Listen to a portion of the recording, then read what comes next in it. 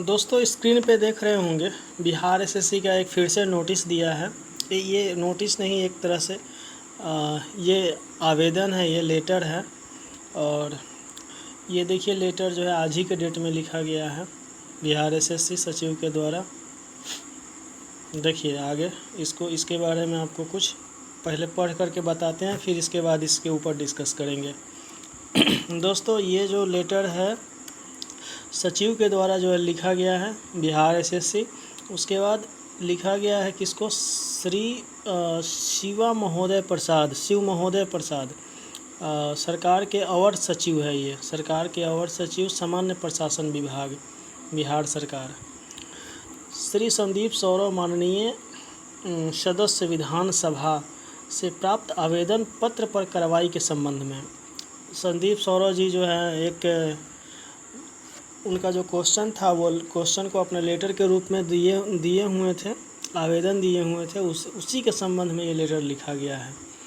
संदीप सौरव जो है संदीप सौरव जो है सवाल किए हुए थे। और जैसे इसमें है कि आपका पत्र प्राप्तांक 14/113 दिनांक 12/8/2022 को, यानी कि 12 तारीख को उनके द्वारा एक लेटर जारी किया गया था। उसी लेटर के संबंध में रिगार्डिंग जो है ये लिखे हुए हैं कि महाशय निर्देशानुसार उपयुक्त प्रासंगिक विषय श्री संदीप सौरव माननीय सदस्य विधानसभा से प्राप्त आवेदन पत्र की छाया प्रति संलग्न करते हुए बिहार कर्मचारी चयन आयोग के विज्ञापन संख्या 06060114 प्रथम इंटर स्तरीय संयुक्त प्रतियोगिता परीक्षा 2014 के अंतिम परिणाम के उपरांत रिक्त रह गए पदों को भरने तथा इसके लिए वेटिंग लिस्ट जारी करने के संबंध में आवश्यक कार्रवाई करने एवं सूचित करने का अनुरोध किया गया है। माननीय सदस्य विधानसभा द्वारा उठाए गए बिंदुओं का उत्तम निम्नवत है। देखिए इनके द्वारा कुछ क्वेश्चन पूछा गया था संदीप सौरव के द्वारा, उसके बाद उनका जो है जवाब भी आया है आयोग के द्वारा। पहला उनका क्वेश्चन ये था कि आयोग ने मेधा क्रम और पद प्राथमिकता में नहीं आने के कारण 1778 योग्य अभ्यर्थियों को फाइनल रिजल्ट से बाहर किया है।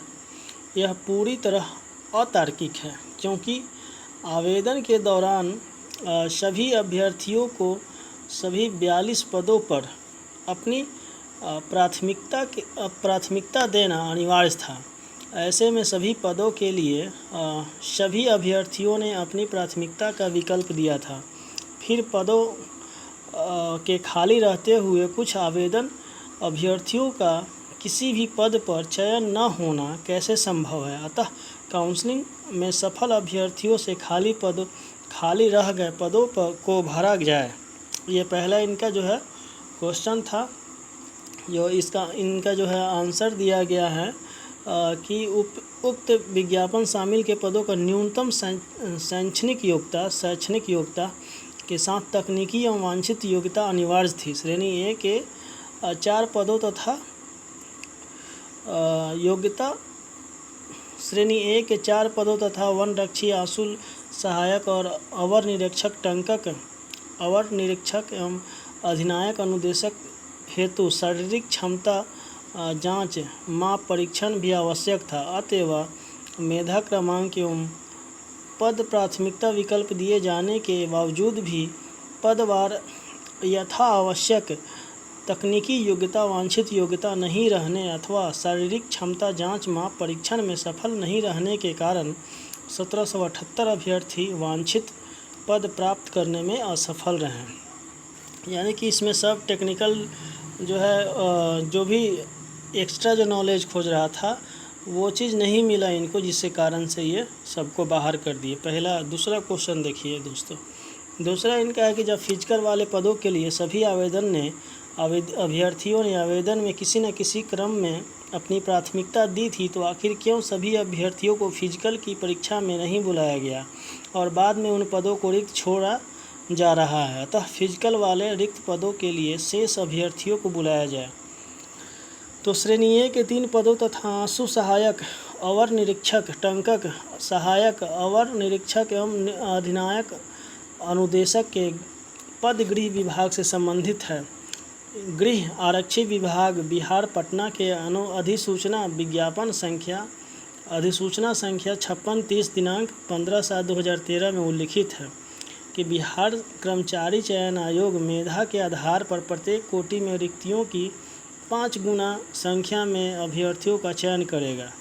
यह जिनकी अपेक्षित शारीरिक माप एवं जांच पुलिस महानिदेशक द्वारा गठित केंद्रीय चयन समिति द्वारा की जाएगी।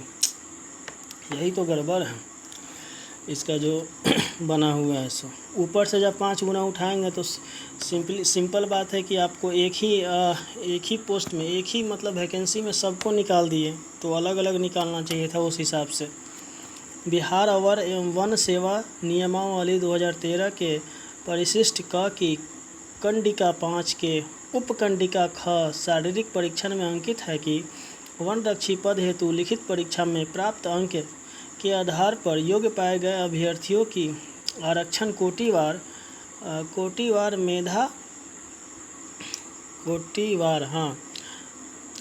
हेतु लिखित परीक्षा अंक के आधार पर योग्य पाए गए अभ्यर्थियों के आरक्षण कोटिवार मेधा सूची आयोग द्वारा तैयार की जाएगी। मेधा सूची में सामान्य वर्ग एवं विभिन्न आरक्षण कोटियों में उपलब्ध रिक्तियों में के आलोक में अभ्यर्थियों की संख्या का अनुपात आयोग के निर्धारण किया जाएगा। मेधा सूची में स्थान पाए गए उम्मीदवारों का शारीरिक परीक्षण प्रधान मुख्य वन संरक्षण एवं गठित समिति द्वारा किया जाएगा। आयोग द्वारा उपरोक्त नियमावली के आलोक में श्रेणी ए में सम्मिलित अन्य पदों के समरूप वन रक्षी पद हेतु कोटिवार रिक्तियों के 5 गुना अभ्यर्थियों को शारीरिक क्षमता एवं जांच माप परीक्षण हेतु चयनित किए जाने का निर्णय लिया गया। अतएव नियमावली में के आलोक में आयोग द्वारा नियमानुसार निर्धारित संख्या कोटिवार रिक्तियों का 5 गुना में ही अभ्यर्थियों का शारीरिक क्षमता जांच एवं माप परीक्षण हेतु आमंत्रित किया गया। उपरोक्त से स्पष्ट है कि नियमावली में आलोक में शारीरिक क्षमता जांच वाले पदों के लिए निर्धारित संख्या में अतिरिक्त अभ्यर्थियों को नियमानुसार आमंत्रित नहीं किया जा सकता। अच्छा, देखिए ये जो है इनका नियमावली बना हुआ है और नियमावली में ये बना हुआ है कि 5 गुना ही बुलाया जाएगा, उससे ऊपर वो भी टॉप का 5 गुना, तो उससे ज़्यादा नहीं बुलाया जाएगा। तो यह नियमावली एक तरह से गलत है। बहुत सारा ऐसा नियम को तार करके जो है तार किए वैकेंसी को जो है डिले करके रखे। ये सब नियम में नहीं ना था, ऐसे ही हुआ है। आगे देखिए, आगे आयोग ने 28 अभ्यर्थियों के डिप्लोमा डिग्री को समकक्ष न मानते हुए असफल कर दिया है। तो उसके लिए भी जो है इन्होंने कहा है कि प्राप्तांक 42-26-11-3-1977 के अनुसार मदरसा बोर्ड द्वारा प्रदत्त मौलवी प्रमाण पत्र इंटरमीडिएट के समकक्ष मानी गई हैं। अधियाचना एवं विभागीय नियमावली के आलोक में विज्ञापन में पदवार शैक्षणिक योग्यता उल्लेखित है, यानी कि उसमें 1977 का एक जो है नियम उसमें उल्लिखित है, वो जाके पढ़ लीजिए, ऐसा लिखा गया है, उसी में आपको सारा चीज़ मिल जाएगा। यानी कि कुल मिलाकर के ये 5 क्वेश्चन जो है पूछे हुए थे, 5 का जो है जवाब दिया है। आयोग जो है 177 पदों के लिए पुनः काउंसलिंग करवाने की बात कही है। अगर पहले काउंसलिंग से चयनित हुए योग्य अभ्यर्थियों अभी भी बचे हुए हैं तो इन्होंने सभी पदों पर अपनी प्राथमिकता दी हुई है, तो फिर काउंसलिंग करवाने का क्या तर्क है। आयोग की आवश्यक सूचना ज्ञापन संख्या 2365 दिनांक 27/6/2022 में काउंसलिंग हेतु आमंत्रित सभी 14,410 अभ्यर्थियों के संबंध में वस्तु स्थिति अंकित है। काउंसलिंग में शामिल 1778 अभ्यर्थी मेधा क्रमांक पद प्राथमिकता विकल्प एवं तकनीकी योग्यता वांछित योग्यता के आधार पर कोई भी पद प्राप्त करने में असफल रहे। अतएव 177 पदों के लिए आयोग आयोग द्वारा भविष्य में पुनः काउंसलिंग आयोजित किया जाना अपेक्षित है। इस बहाली का विज्ञापन संख्या इतना आया था 2014 में आया था। 8 साल के भीतर ऐसे कई अभ्यर्थी जो दूसरी अन्य बहालियों से चयनित होकर जा चुके हैं, इसलिए तय। अब देखिए, इसमें सबसे महत्वपूर्ण क्वेश्चन ये है कि जो बहुत सारे लोग जो हैं इस बहाली इस वैकेंसी में ज्वाइन नहीं करेंगे, यानी कि इसमें ज्वाइन नहीं करेंगे, उनके लिए आयोग का क्या जवाब है? तो उनके लिए आयोग का जवाब है कि आयोग द्वारा विभागों से प्राप्त अधियाचना एवं नियमावली के आलोक में ही विज्ञापन प्रकाशित कर आवश्यक कार्रवाई की जाती है एवं योग्य अभ्यर्थियों का चयन कर अनुशंसा प्रेषित की जाती है।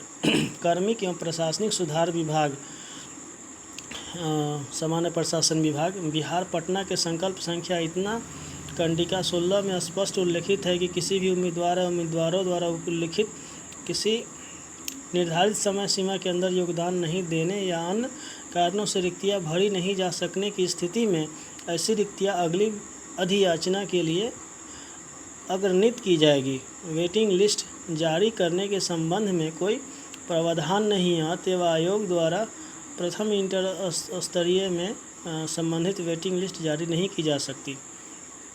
अगला देखिए, ये आज का ही लेटर है, आज ही लिखा गया है।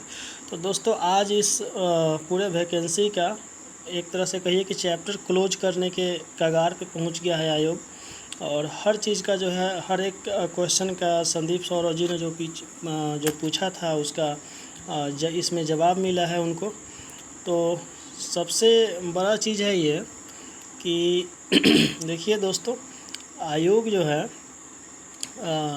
आयोग को चारों साइड से दबाव मिला है नेता लोगों का। ये जैसे संदीप सौरव जी ने क्वेश्चन भी पूछा था, लेकिन अब आयोग जो है इसमें कुछ करने को आगे राजी नहीं है। अब है एक ही जो लड़का लोग अब जो करेगा सो करेगा, देखिए आगे क्या होता है। लेकिन इसमें एक ही चीज़ है कि इतना सीट जो है खाली रह जा रहा है 8 साल बाद भी, तो ये बहुत गलत है। लड़कों के साथ एक तरह से कहिए कि अनहोनी हो रहा है। देखिए आगे क्या होता है, उम्मीद करते हैं कि ठीक होगा, जो भी होगा सो अच्छा होगा। चलिए दोस्तों, धन्यवाद।